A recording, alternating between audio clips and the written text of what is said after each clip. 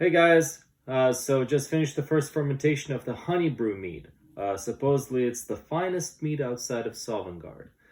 Just finished the first fermentation of it, so it's still cloudy. You can see that. Well, let's give it a shot. It's got some lavender in it, apple, and some ginger, so not too many ingredients like the last ones. Can pick up the apple and the lavender, but not too much of the ginger.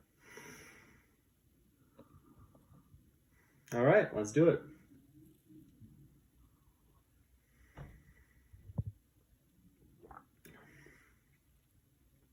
This tastes like wine. It's very pleasant. I forgot to mention, I didn't use ale yeast this time. I used wine yeast. It is a lot stronger. I recommend it. Not as good as the Nord mead.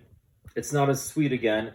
It's dry white wine, but not too dry. Not as dry as the other one, the Blackbriar mead. Much more pleasant than the Blackbriar mead. I like it. I recommend it.